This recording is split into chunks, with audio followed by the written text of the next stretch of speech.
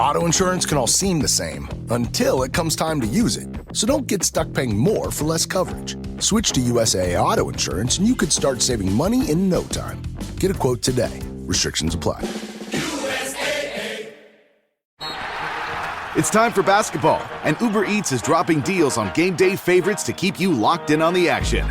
Like when you're craving a buzzer beater, but also buffalo wings. Or when an upset makes you want to ugly cry into a pizza. And right now, Uber Eats has game day deals from Burger King, Buffalo Wild Wings, KFC, and hundreds more local favorites. So you can keep your eyes on the ball and your hands on a burger. Order now, only on Uber Eats. Product availability varies by region. See app for details. Hear that? It's SpringFest savings calling your name, only at Lowe's. Right now, get a free Select Ego 56-volt battery when you buy a Select Ego trimmer, blower, or mower. Plus, get your choice of any 2 bags of Miracle-Gro organic soil mix for only $16. Shop these can't-miss deals in-store or online today. Lowe's, we help, you save. Valid through 4/2. Selection varies by location. While supplies last. Excludes Hawaii. This episode is brought to you by Indeed. When your computer breaks, you don't wait for it to magically start working again. You fix the problem. So why wait to hire the people your company desperately needs? Use Indeed's sponsored jobs to hire top talent fast. And even better, you only pay for results. There's no need to wait. Speed up your hiring with a $75 sponsored job credit at Indeed.com/podcast. Terms and conditions apply. This episode is brought to you by Walmart. New beauty is in bloom at Walmart, and it's all about springtime radiance. From Drybar, Tula Skincare, and hundreds more available online, Walmart has the premium brands you want and this season's on-trend products for flawless, glossy hair and hydrated skin. Big name beauty brands? Check. The things you love? Check. Find trending spring beauty and all you need to look and feel gorgeous at Walmart, on app and online.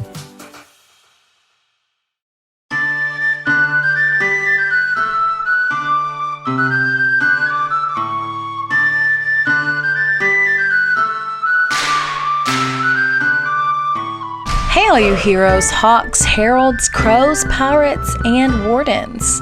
Welcome to the Dragon Age Lorecast, where we unpack, discuss, and galaxy brain about all the lore behind the Dragon Age series. We are so excited to bring you this podcast. Every episode, we'll be talking about a different topic in the Dragon Age universe. From character deep dives to exalted marches and elven gods, we will cover it all. There will be spoilers. And always remember, swooping is bad.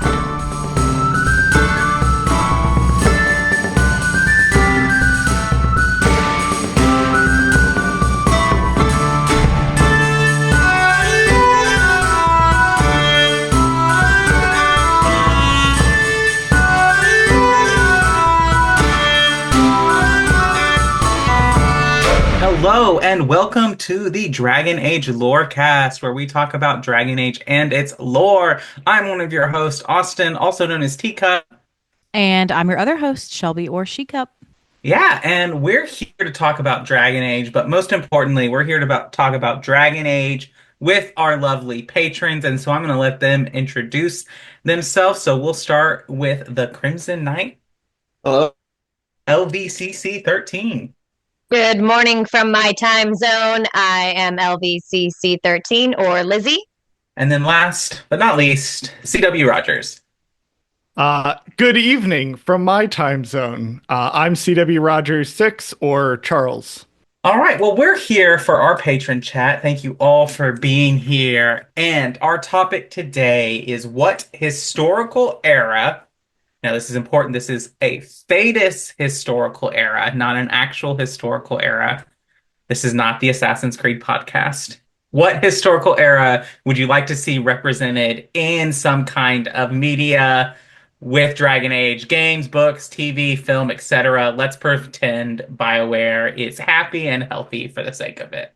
Yeah, so we could get a future game in this alternate universe. And then I also wanted to say in your submissions, specify like how you would envision this. Like if you have a great idea for a book or if you think it would be better as a TV show or whatever, just make that known. Who wants to go first? is the question for the night. I feel like that's always the question with these patron chats. I know it's always who wants to be the first go? one to go? And then we Well, never. you're talking now, so I mean, I'm going to swoop in with an extremely hot take to start mine out. So I don't know if you want to come out with violence right out the gate. Let's do it. Do you want to do it? Okay. I don't think they should ever do this, and I think it would vastly diminish my enjoyment of the series if they did. So I don't think this is a real thing they should ever do. Last Flight is sort of allowable to me now. I just reread it because it's in the framing device. There's a framing device in the Dragon Age.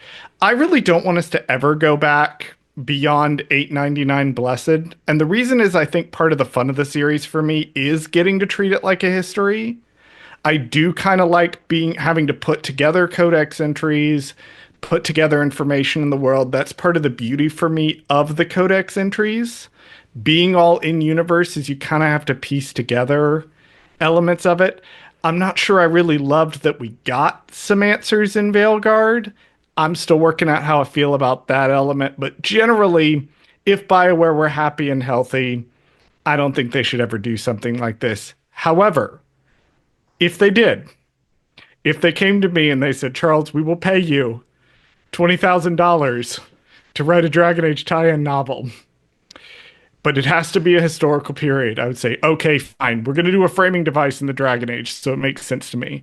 But the one I would pick, there is a period of the Towers Age, right after the Third Blight. And as of recording this, Austin and Shelby, you have not yet released your episode on the Third Blight.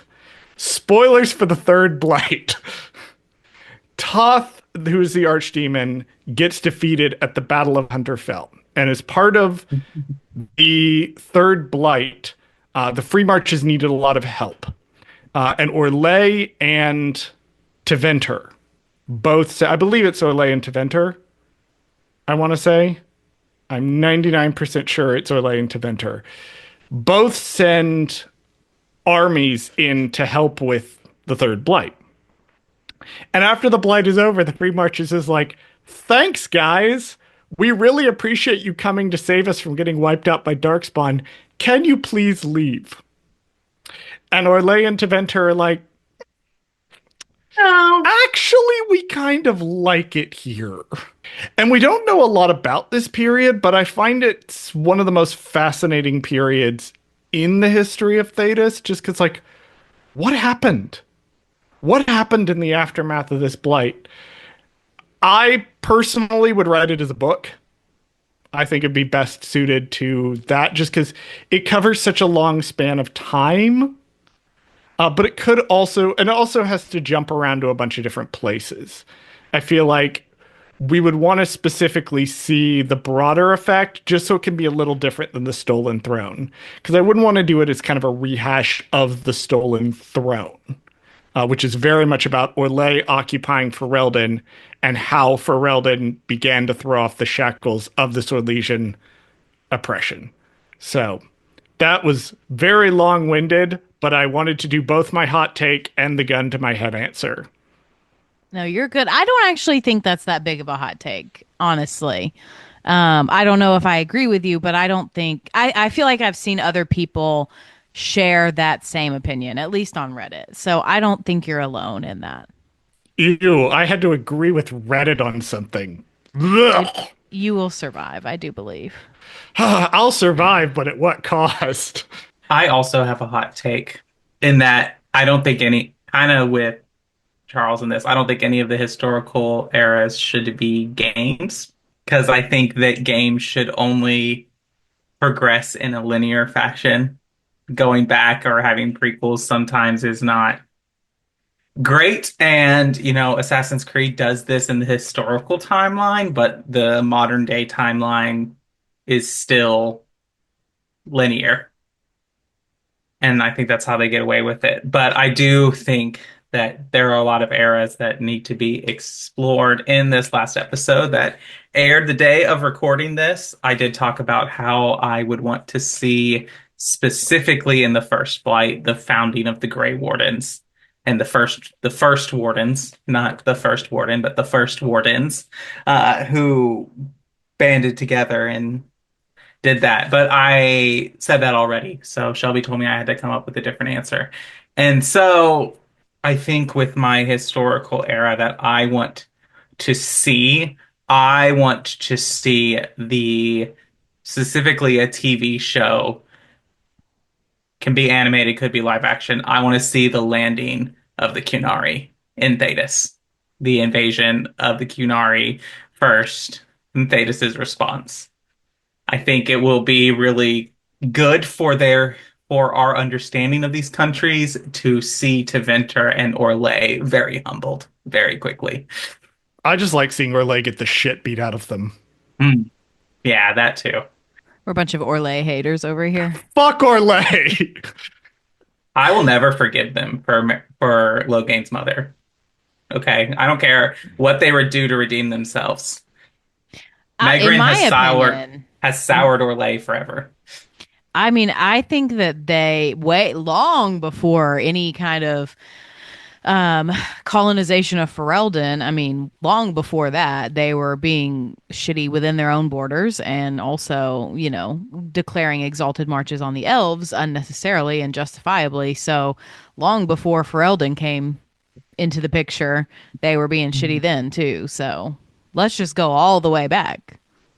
But I also think one of the reasons that I also pick the Cunari invasion is because there's so much that I think a TV show or a book, specifically a TV show, needs to focus on a realm of Thedas that we haven't really gotten a lot of. And the Cun is one of those areas. And like the Cunari history, I love the elves, but I'm kind of over the elves at this point in Dragon Age storytelling. That's fair. You know what would be a fun spinoff of that? Yeah. Not the big Canary landing, but the Lost Canary colony, the Canary Roanoke that supposedly happened. That would also be a really fun one. Cunari allegedly, Canary Roanoke. That's my pitch. American Horror Story, Cunari Roanoke. Tell me you wouldn't Horror watch story. That. Look. I hate Ryan Murphy. I think he's a hack and a fraud. I would watch that show. I mean, also though, season 3 of American Horror Story will never be beat. I'm sorry, Coven was too good. They got Stevie Nicks. Come on. God, I remember watching that back when it was airing the first time. Yeah, me too. I was like, it was God, a good one. Ryan Murphy did something I don't hate. Gasp. Mm. But back to the Cunari, I definitely agree. Definitely agree with both of y'all about just getting more info in them in general, but especially with the colony, the supposed colony that goes to the Korkari Wilds. But also, I would also just be interested in a story about the difference between the Kossuth and the Cunari and what happened, how they came to be, just details on that whole situation. Yeah. I also really like, if we're going to do a TV show, I really want it with different languages. Like, I know the game is all the same language so that it's easy for us to understand, but like, there's no way the Cunari landed and any of the Thedosians could communicate with them. Unless we know that the Ben Hasrith had been on Thedas mainland long before the Cunari ever landed. It's possible. I also want to take this opportunity to read Capricorn Tower or Nick's answer because at least one of them ties into this conversation. So he said, given my endless curiosity about the Cunari, I posit 2 events to visit in Thedas' history. The first is a novel about the formation of the Felicissima Armada during the exalted marches against the Cunari. I want a book about their pirate politics, their begrudging collaboration with the mainland of Thedas that then criminalized them, and maybe it could even give us more insight into Ravain folk religions. If not a book, a show like Black Sails would be super interesting. And then second, per Veilguard, Shathan has suggested that Cunari missionaries made landfall in Thedas centuries before the Storm Age. This would align with the myths about Kossuth landing and being taken to create the first ogres. But they already knew about the Adari all the way back then, so maybe by looking so far into the past, we could learn about the Sundering Storm, or whatever it's called, in Tasha's final quest. It could, in an ideal world, set up a follow-up to Veilguard years after its end. Could the storm be heading to Thedas next? All this and more in perhaps another 6-episode animated series like Absolution. And that's from Capricorn Tower. I'd watch that. I would love all of that. I just want more info about Kunari in general. So I just think everybody should watch Black Sails. It's really fucking good. I don't know what that is.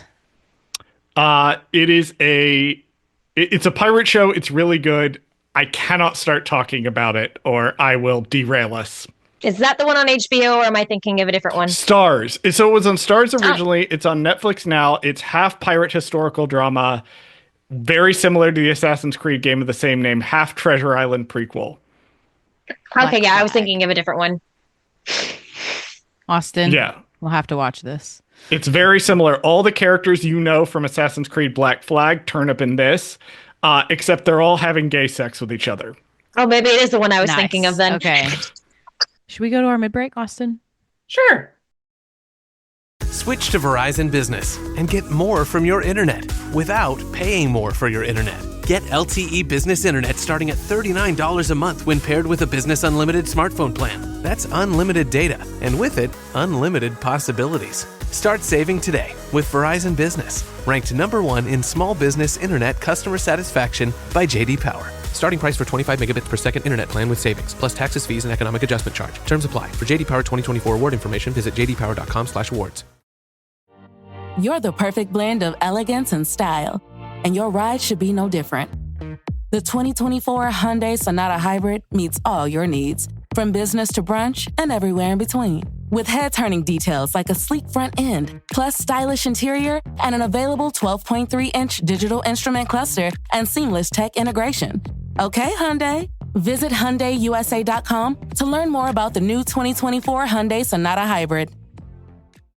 Hey, this is Bill Simmons from the Bill Simmons Podcast, here to tell you that Michelob Ultra is giving you the chance to win tickets to the NBA Finals. That's right, the 2025 NBA Finals. Just head to MichelobUltra.com/NBA Finals. Michelob Ultra Courtside NBA Finals Sweepstakes. No purchase necessary. Open to U.S. residents, excluding Maryland residents. 21 up. Begins at 9 a.m. EST on February 16th, 2025. Ends on May 5th, 2025. See official rules at MichelobUltra.com/rules for price and details. Message and data rates may apply. Void where prohibited. I went to Kirkwall once. Yeah? Bit of a shithole. Yeah. Well, tell me, have you ever licked a lamppost in winter? What do you think rooks like in person? Do you think they smell nice? What is wrong with you? And have you forgotten which side you're on? No. I mean, think about if we could turn them. Riding beside a rook at the head of Devinter's vast armies. I could stab them for you, on the house.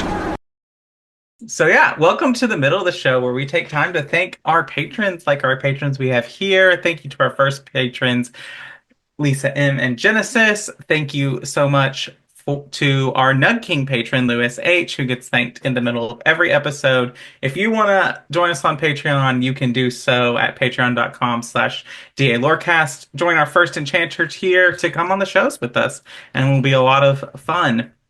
You can also leave us ratings and reviews on Apple or Spotify. Leave us 5 stars and some kind words. We'll read it out on a future episode of the show. We don't have any reviews to read today, so get on there and leave us some more reviews. Lastly, if you want to talk to any of us and come hang out with us, we're all on the Discord. Come hang out on the Discord, the Cups Podcasting and more. Talk about Dragon Age. I will be honest with you, I'm not in a Dragon Age mode right now because everything is Assassin's Creed Shadows for me right now. But I'll talk about some Dragon Age if you ping me. But anyway, with that, I'm ready to get back to the episode. Let's do it. The #1 selling product of its kind with over 20 years of research and innovation. Botox Cosmetic, onabotulinum toxin A, is a prescription medicine used to temporarily make moderate to severe frown lines, crow's feet, and forehead lines look better in adults. Effects of Botox Cosmetic may spread hours to weeks after injection, causing serious symptoms. Alert your doctor right away as difficulty swallowing, speaking, breathing, eye problems, or muscle weakness may be a sign of a life-threatening condition. Patients with these conditions before injection are at highest risk. Don't receive Botox Cosmetic if you have a skin infection. Side effects may include allergic reactions, injection site pain, headache, eyebrow and eyelid drooping, and eyelid swelling. Allergic reactions can include rash, welts, asthma symptoms, and dizziness. Tell your doctor about medical history, muscle or nerve conditions including ALS or Lou Gehrig's disease, myasthenia gravis, or Lambert-Eaton syndrome and medications, including botulinum toxins, as these may increase the risk of serious side effects. For full safety information, visit BotoxCosmetic.com or call 877-351-0300. See for yourself at BotoxCosmetic.com. This is a message from sponsor Intuit TurboTax. Taxes was getting frustrated by your forms. Now, Taxes is uploading your forms with a snap, and a TurboTax expert will do your taxes for you. One who's backed by the latest tech, which cross-checks millions of data points for absolute accuracy, all of which makes it easy for you to get the most money back, guaranteed. Get an expert now at TurboTax.com. Only available with TurboTax Live Full Service. See guaranteed details at TurboTax.com/guarantees. So good, so good, so good. Just in and so good. Thousands of spring finds up to 70% off are at Nordstrom Rack stores now. And that means thousands of fresh reasons to rack. How did I not know Rack has Adidas? Vince, Calvin Klein, Rag & Bone? Obsessed. Why do we rack? For the hottest deals. Save on Madewell, Kate Spade New York, Sam Edelman, Joe's, and more. Great brands, great prices.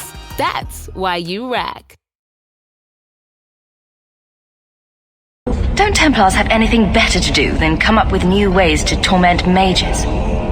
No. Again, I'm so sorry Manfred keeps wandering in while you're asleep, Lucanus. I think he wonders about spite. Curiosity has feet. We have enough feet already. It has feet. You fear barbarians will swoop down upon you. Yes, swooping is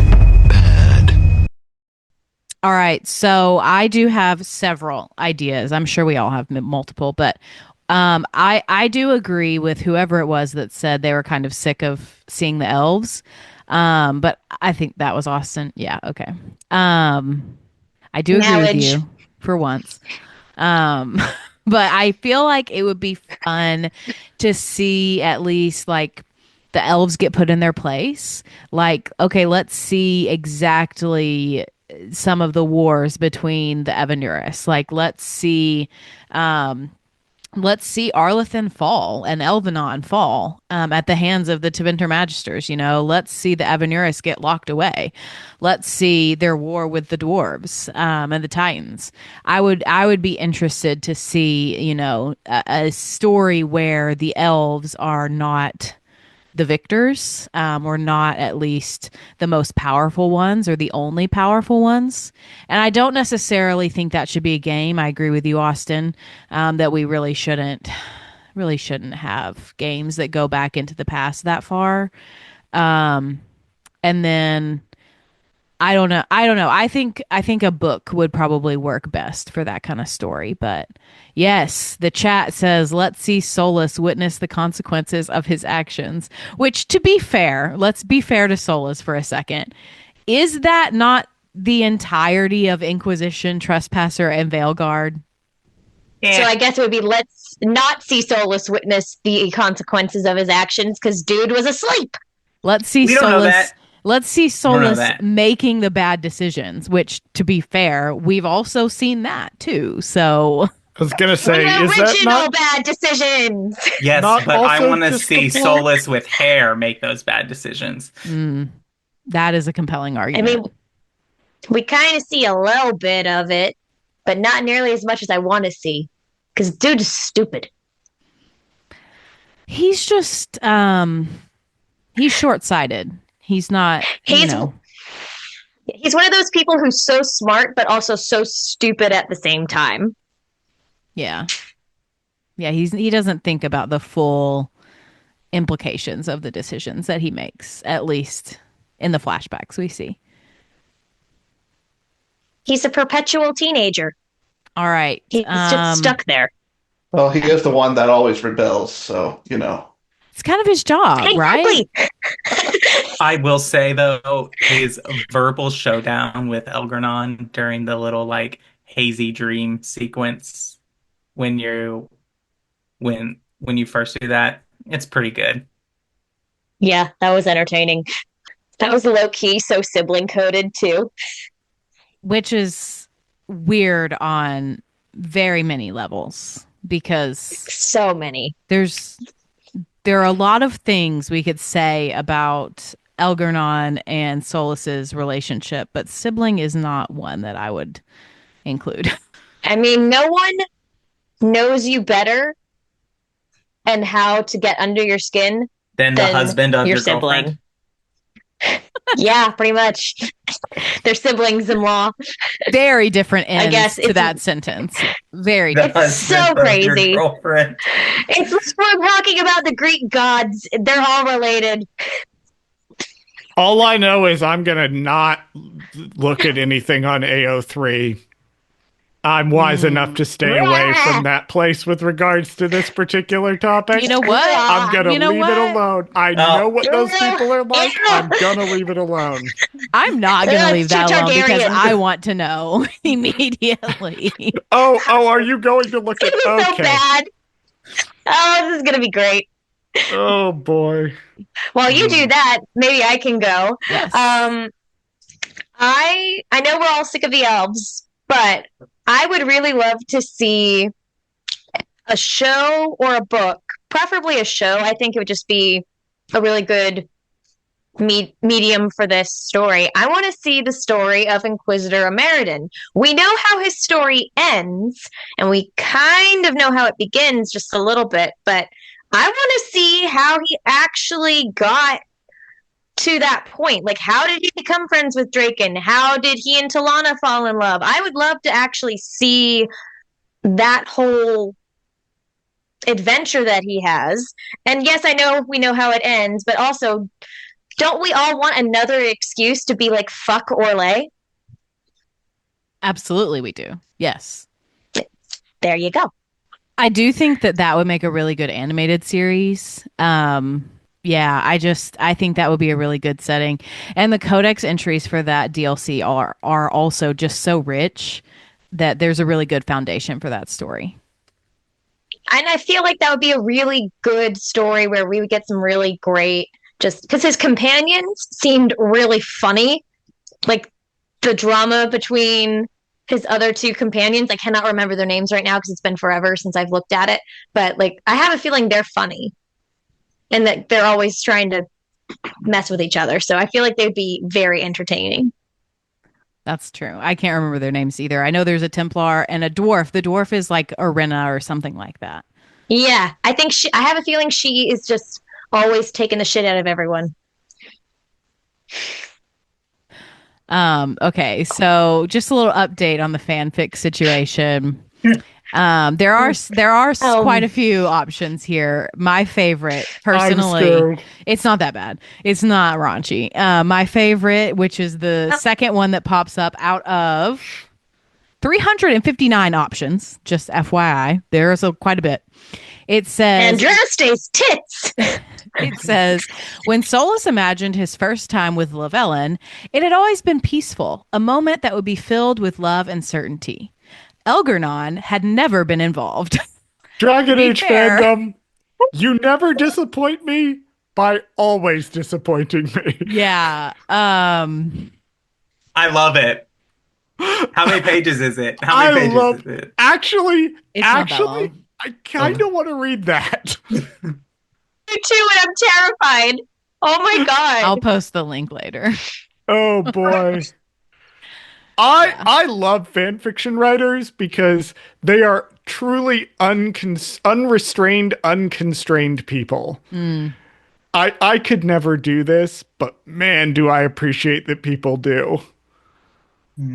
Yes. You have, yes, absolutely. I agree. There's something that you just, when you write fanfic and you post it out there for anybody to see, there's just a part of you that just doesn't give a shit about what anybody thinks if they find it, or like anybody in your real life that finds it. And so I have to respect that a little bit. So was I looking to see if anyone had written Carver Fenris fic the other day? Yes. Did I find some that was good? I know Also, there are yes. some. I mean, I feel That's like a we're lot. encroaching on rule 42 of the internet of Rule if 34. it exists. Yeah.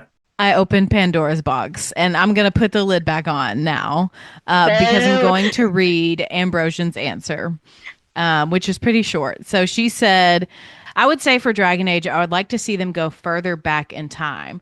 Like before Dragon Age Origins, I would like to see older civilizations and such.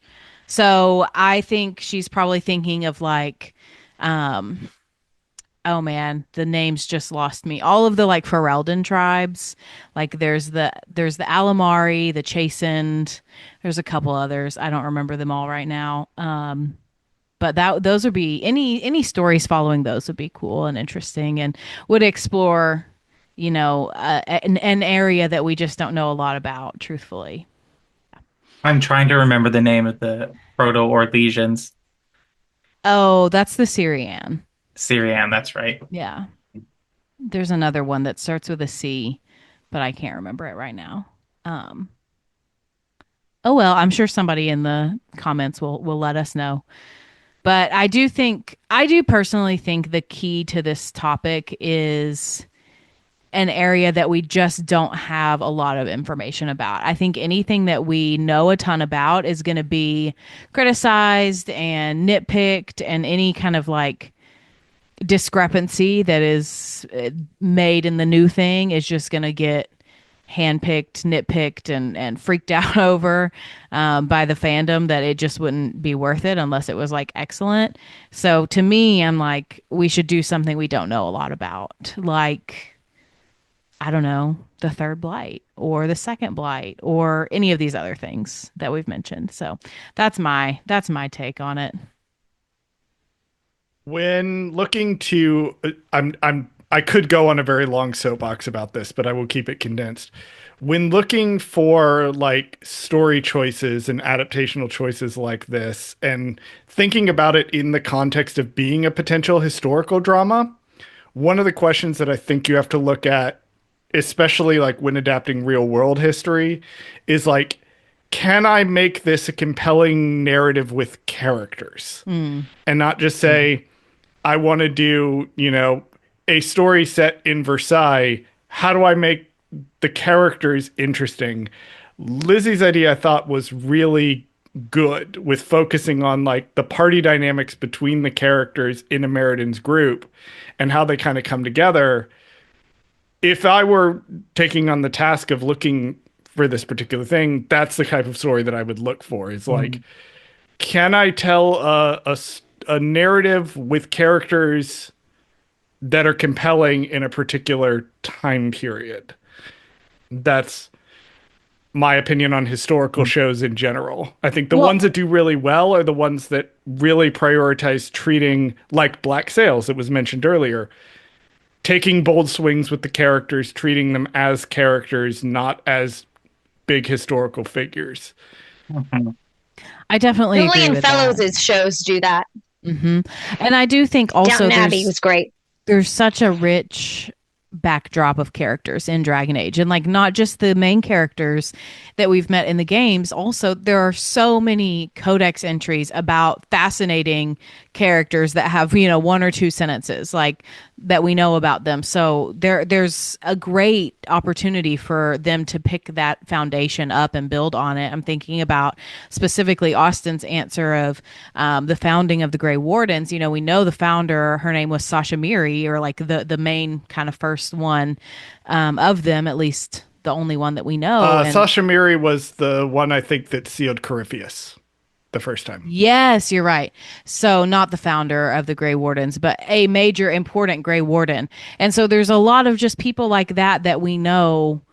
Okay, we get two little fun facts about them that could be expanded easily, and that would be easy to do.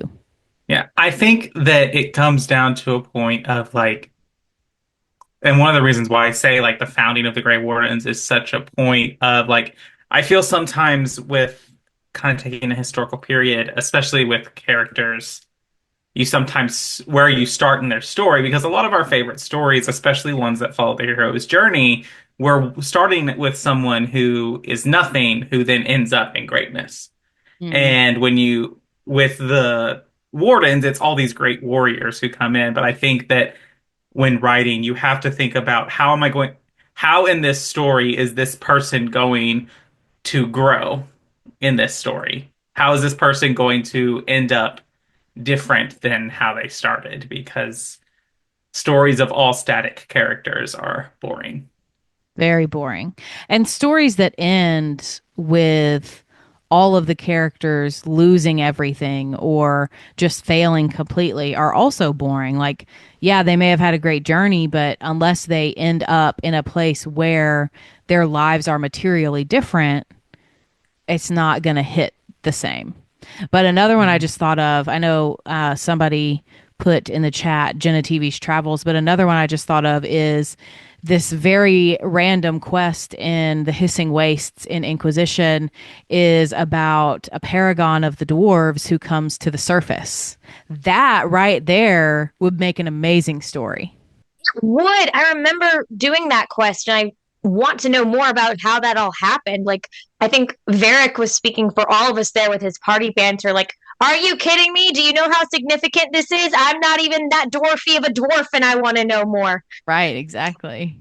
That's the one you have to do to fight the dragon in the Hissing Waste. Yes. Yeah, but it's like famously buggy. It's just you have to walk all over the Hissing Waste to do it. And I think there's a who bug wants to where do that? Who if wants to you do that? do one in the wrong or I don't remember exactly what it is, but I know that this bug happened to me in my very first Inquisition, or maybe my second Inquisition playthrough, and I was so mad about it because I was going for the completionist and I couldn't kill that dragon because it bugged out on me. So, but it's okay. I think for me, an era of history that I would like to learn more about and would probably work as a miniseries is the formation of the Legion of the Dead. Because we honestly don't know a whole lot about the dwarves, period. Like everything in Dragon Age is all about the elves. Like, do we even know when the Legion formed? Was it during the first Blight or second Blight? Like, I'm not even sure. But like knowing how they formed and like maybe some significant dwarves from that time. I do think that's a great idea. And I was actually looking it up just now to see if we knew when they were founded. I am not seeing it on the wiki. So if anybody else knows the answer to that who may be listening, definitely chime in and let us know in the comments. With the way Dwarven society works in Thedas, has it always worked that way? Or is that something that resulted from the first Blight or resulted from everything that happened with the Titans and everything? How did Dwarven society as it is come to be? Because I know it's different from in Orzammar than it is in Kalsharok, but like, or I might be getting that name wrong because I never remember the Dwarven names correctly. But like, how did they get to where they are? We know the Blight has a lot to do with it, but I want to know, how did this caste system that they have suddenly pop up? Was that a first Blight thing? Were they like that before that? Is it Solus's fault? It probably is. Well, in my research into the Blights, it kind of seems to me like in the past they treated the casteless dwarves even worse than they do now, which is really saying something. But given that they just like conscripted casteless people into becoming golems without any consent there, it used to be a lot worse. So I don't know if we know the answer to how the caste system formed in general, but that would definitely be another interesting thing to explore. And I agree with you, Stephen. I would like also more things about the dwarves in general, more things about non-elves would be great. Like I'm still so annoyed that they did so little with the Titans in Belgard. I know, Like, and I was just so disappointed because we like saw Kalsharok, but it wasn't like a true location for us to explore, and was like, don't tease us that way. Like, yes, I'm glad we saw this and got some info, but also this was almost worse than getting nothing. It's the perpetual problem. They give us something, but we always want more. Yeah. But we can't help it. I just feel like, I mean, with obviously the Qunari are not represented, but I just feel like they missed, the dwarves are missing as a faction in the Veilguard. Yeah. I agree. For the amount that they are prevalent in Dragon Age Origins, it is kind of really weird that none of the rest of the series, even the books and comics and supplemental material, really ignores them. Well, I think there is a good deal of dwarven content in 2, especially if you get the legacy DLC. But I mean, yeah, I agree with you, especially in Inquisition and Veilguard.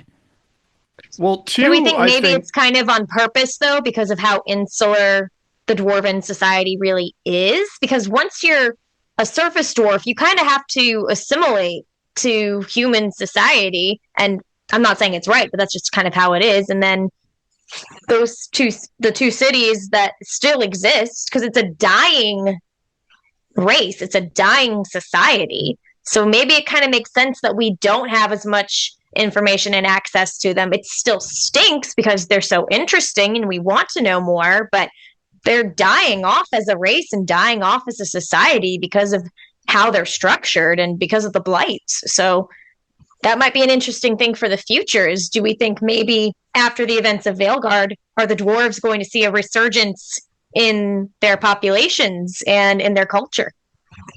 Yeah, and I do Probably know going with to be a Dragon massive Age, shift. I do know with Dragon Age 2, we see a lot of like the surfacer dwarves in a way we didn't see in Origins. It would be interesting to see kind of like, yeah, if there was like a dwarven exodus or dwarves going, elsewhere in the deep roads, how that would interact with dwarven society. Like that would be really interesting to see going forward, especially if like we know the blight is still around, the darkspawn are still around, but like the old gods are gone. Like you don't have to worry about there being a true blight ever again. How does a society that has evolved but likes to pretend that it hasn't evolved react to that and deal with that? Those would be really interesting questions to ever get an answer to. I agree, and I do wonder, like, now that the blight can be eradicated, right? Can the dwarven fertility rate be reversed? Interesting. I do have one more show suggestion. I want a Sopranos style show about the Dwarven Merchant Guild. Or the Carta. Yes, the Carta. Or the Carta. I love it. That would be good. That would be good. I want a heavy breathing dwarven mafia boss. Not the heavy breathing. Whoever would be in charge of that, it would probably be someone related to a dwarven inquisitor, because we all know they're from a Carta family. True. Also, another fun thing would be like a detective show following, kind of the characters of Hardin Hightown. That would be fun too. Oh yeah, I would love that. I loved the thing in Belgard with Nev where you did the quest that started out with the tavern singer or whatever, like an old style detective movie. It was really cool. I loved that tie-in. And the narration. Now that I think about it. Yeah, it was just great. Now that I think about it, no wonder Varric immediately was like, oh, let's find Nev and get her on this case. She's just like my main character in my book, Hardin Hightown. He was going to write a book about Nev eventually. We were cheated of that. And once again, it's all Solas's fault. Yeah, exactly. Blame Solas. All right. Well, last call for any final answers. Well, Sorry, it's go not ahead. really historical per se, but I do want like a book or something focused on Ren, because uh, Ren from the Legion of the Dead, because he like throughout the whole Descent DLC, he's talking about different events that happened to him and everything, and I think it would be interesting to have a book about him. Yeah, he's a great character. I loved him so much. Well, let's wrap it up and we can do that. So we'll wrap up by letting everyone know where they can find you or plug anything you got going on. We're going reverse order, and so we'll start with CW Rogers. So I am on all the social medias worth having and a few that aren't at CW Rogers 6. And you can find information about all of the various things I do. I have multiple Star Wars podcasts. I'm involved in a Star Wars fan convention. I actually write books. If you're curious what books from me look like, that's all over on my social medias. So you can find that there. Again, that's at CW Rogers 6 on basically all the social medias worth having. And then LVCC13.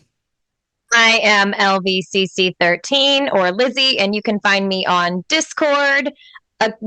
I really shouldn't keep saying I'm on Twitch because I still have the account, but I never use it. But you can still find me on there occasionally when I have no social life. But mostly right now, you can find me in the Avengers audio drama on all the podcatchers where I am voicing the Wasp. And maybe in a few others in the future. We'll see. Stuff might be in the works. The Crimson Knight, you're next. Sorry, I had it on mute. I'm Steven, or the Crimson Knight, and you can find me on Discord. Awesome. Thank you so much. Thank you all for being here. Before we go, a special thank you to our Nug King patron, Lewis H., who gets thanked at every episode of the show. And at the end, thank you all for listening to the Dragon Age Lorecast. We'll see you next time.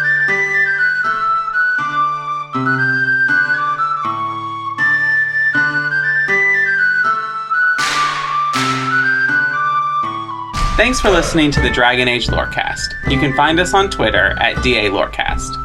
If you have any lore questions, topics to unpack, or side character suggestions, join our Cups Podcasting and More Discord server. It's easily the best place on the internet. You can also support us financially through our Patreon. You can find us there on patreon.com/DragonAgeLorecast. The Dragon Age Lorecast is part of the Robots Radio Network. For more information about the Robots Radio Network, join the Discord server via the link in our episode description. If you enjoyed the show or learned something new today, please subscribe, leave us a review, and join the Patreon. And if you enjoyed our intro and outro music, give a big thank you to Pipeman Studios. Thank you, Pipeman. Thanks again for listening to the Dragon Age Lorecast. We'll see you next time.